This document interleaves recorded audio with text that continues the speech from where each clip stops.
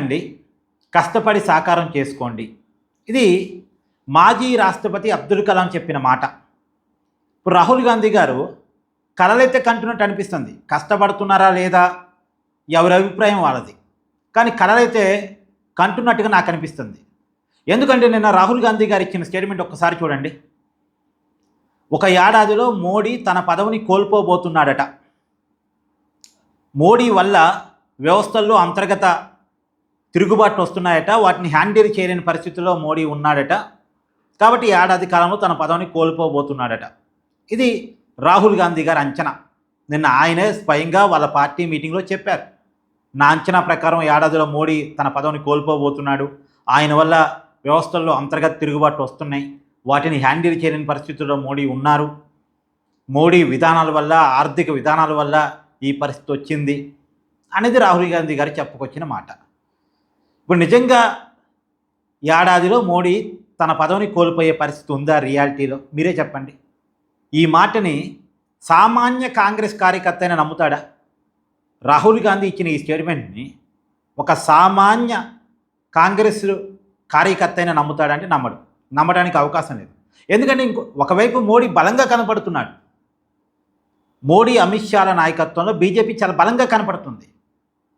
75 ఏళ్ల వయసులో సహజంగా రిటైర్మెంట్ ఇవ్వాలనేది ఆర్ఎస్ఎస్ ప్రాతిపదిక అనుకుంటే దాన్ని కూడా వాళ్ళు పక్కన పెట్టారు. ఎందుకంటే మోడీ బలంగా కనపడుతున్నాడు కాబట్టి. ఇవాళ దేశంలో ఎక్కడ ఎన్నికలు జరిగినా, రీసెంట్గా 5 రాష్ట్రాల్లో ఎన్నికలు జరిగినాయి. 5 రాష్ట్రాల్లో చూడండి, అస్సాంలో తిరిగి అధికారాన్ని నిలబెట్టుకోగలిగారు. పశ్చిమ బెంగాల్లో అధికారాన్ని సంపాదించగలిగారు. కేరళ, తమిళనాడులో అంటే సాధ్యం కాలేదు, పక్కన పెట్టండి. పుదుచ్చేరి అంటే చిన్న ప్రాంతం, అక్కడ కూడా ఎన్డీఏ కూటమి గెలిచింది. ప్రస్తుతం ఈ దేశంలో 75% అధికారం బీజేపీ చేతుల్లోనే ఉంది. కేంద్రంలో వరుసగా 3వ సారి అధికారానికి వచ్చారు. దేశంలో 75% రాష్ట్రాల్లో బీజేపీ కూటమే అధికారంలో ఉన్నటువంటి పరిస్థితి. ఇంత బలంగా మోడీ, అమిత్ షాల నాయకత్వం కనపడుతున్న తర్వాత ఈ పరిస్థితుల్లో మోడీ రాజీనామా చేస్తారా, పదవిని కోల్పోతారా అంటే ఎవరైనా చెప్తారు కాదు అని. మరి రాహుల్ గాంధీకి ఎందుకు అనిపిస్తుందో నాకు తెలియట్లే. ఇంతకుముందు కూడా రాహుల్ గాంధీ ఏదో స్టేట్మెంట్ ఇచ్చినట్టున్నాడు కదా, 6 నెలల్లో మోడీ తన పదవిని కోల్పోతాడని. అప్పుడు 6 నెలలు అన్నాడు, ఇలా 1 year అన్నాడు. ఇప్పుడు సరే, రాహుల్ గాంధీ గారు ఆయన పదవిని కోల్పోవాలంటే మీరు బలంగా తయారు కావాలి. కానీ ఎక్కడ మీరు బలంగా తయారయ్యారు? ఇవాళ దేశంలో ఎన్ని రాష్ట్రాల్లో కాంగ్రెస్ పార్టీ అధికారంలో ఉంది? సౌత్ ఇండియాలోనే కొద్దిగా గొప్ప కాంగ్రెస్ పార్టీ అధికారంలో ఉంది. తెలంగాణలో అధికారంలో ఉంది, కర్ణాటకలో అధికారంలో ఉంది, కేరళలో అధికారంలోకి వచ్చారు మొన్న. ఒక హిమాచల్ ప్రదేశ్ చిన్న రాష్ట్రం, అక్కడ అధికారంలో ఉన్నారు.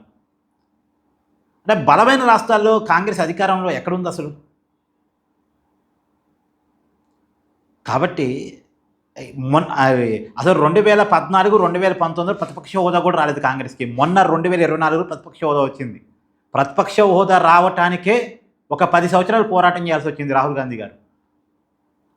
అప్పటికి దేశవ్యాప్తంగా పాదయాత్రని అదని ఇదని జనంలోకి బాగా వెళ్తే ప్రతిపక్ష హోదా వరకు సంపాదించుకోగలిగారు. ఒక 100 ఎంపీ సీట్ల వరకు సంపాదించుకోగలిగారు. అది కూడా సౌత్ ఇండియాలో కొద్దిగా రావటం, మిగతా చోట ప్రాంతీయ పార్టీల బలంతో వాళ్ళ పొత్తులతో గెలవటమే కదా. సో ఏదేమైనా కాంగ్రెస్ పార్టీ అసలు వాళ్ళు బలంగా ఉంటే అవతలను ఓడించడం అనేది ఉంటుంది. కాంగ్రెస్ పార్టీ బలం ఎంత ఇవ్వాలి దేశంలో, బలగం ఎంత దేశంలో? కాబట్టి రాహుల్ గాంధీ గారు కలలు గంటం మానేసి పార్టీని అధికారం తీసుకొచ్చుకోవడం కోసం ఏం చేయాలో ఆ ప్రయత్నాలు చేసుకుంటే మంచిది. మోడీ అధికారం నుంచి దిగిపోతాడని కలలు కంటే అది అయ్యే పని కాదు. ఇప్పుడు రాహుల్ గాంధీ స్టేట్మెంట్ ఇవ్వటం వల్ల ఆయనే కామెడీ అవుతారు. అసలు రాజకీయాల మీద అంచనా కూడా లేదు రాహుల్ గాంధీకి అనే పరిస్థితి సగటు మనిషిలో వస్తుంది. ఇప్పుడు చూడండి, రాహుల్ గాంధీ అంచనాలకు మించి బీజేపీ తన పర్ఫార్మెన్స్ చూపిస్తుంది, మోడీ తన పర్ఫార్మెన్స్ చూపిస్తున్నాడు. బీజేపీ మోడీ అంచనాలకు రాహుల్ గాంధీ అందుకోలేకపోతున్నాడు. వాళ్ళ పర్ఫార్మెన్స్ ఆ రకంగా ఉంది. మళ్ళీ తన అంచనానే రాహుల్ గాంధీ ఏదో చెప్పుకొస్తున్నాడు. బీజేపీ అంచనాలు, మోడీ అంచనాలు రాహుల్ గాంధీ అర్థం చేసుకునే పరిస్థితిలో ఉన్నాడు. ఇది రియాలిటీ. ఇప్పుడు నేను చేసే వీడియో కాంగ్రెస్ కార్యకర్తల కోపం రావచ్చు, కానీ నిజమేగా. ఇక్కడ మీ అభిప్రాయాన్ని కూడా కామెంట్ చేయండి. Thank you.